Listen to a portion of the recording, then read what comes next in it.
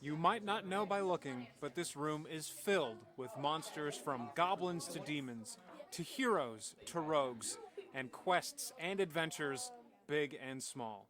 But all are born of imagination. The kids get to be creative. We have a lot of students who find their people in their Dungeons & Dragons group. So they are communicating, they are creating stories together. They're having a great time. These kids are playing Dungeons and Dragons, and they're led by RIT students. All right, let's go find this Pippin man. This special camp, part of 30-year-old Camp Tiger at RIT, is only 3 years old, but it's the most popular of all the camps that they have. The game itself, Dungeons and Dragons, was first published in 1974. The game is powered by imagination, stats, and dice, but we'll let crew chief Devin Chrisman tell us all about it. Dungeons & Dragons is a tabletop role-playing game. So what that means is you and your friends gather around a table and create characters and engage in a story that one of your friends called the Dungeon Master leads. You all roll your dice to see what happens, and you can basically do whatever you want. So the rulebook is about 300 pages long, so I don't know if we can go through all of them, but the basic idea of it is one person tells a story. You get to go first. Which goblin would you like to attack?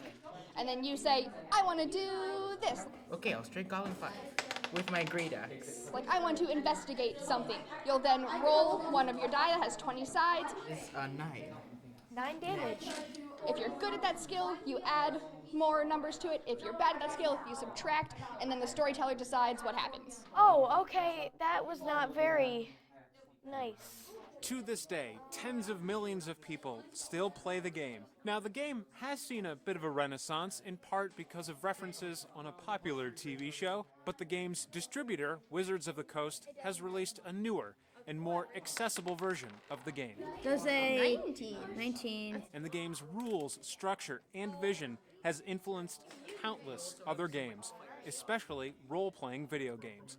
Now that industry is a multi-billion-dollar one and is firmly in place in the public eye. But the screenless D&D still has a place. Let's go. I think they're definitely intertwined. So a lot of our students will actually come here for Dungeons & Dragons camp, and then the next week they'll come from one of our gaming camps. So they feed into each other. So I think we need both. We need the technical ability, but we also need to nurture the creativity and nurture communication, because you don't want to do any of this in isolation. This game isn't just about creating worlds of grand quests, sweet loot, and the valiant struggle. It's about the slightly more mundane real life. This is one thing that no matter who you are, you can jump straight into it and automatically be immersed because you have control over your own story. So no matter what you like or what you want to do, you've got your own agency in here, and it's a great way to bring people together. We're here for the whole week, away from screens, creating off each other and interacting with the roll of the die. Efficiency.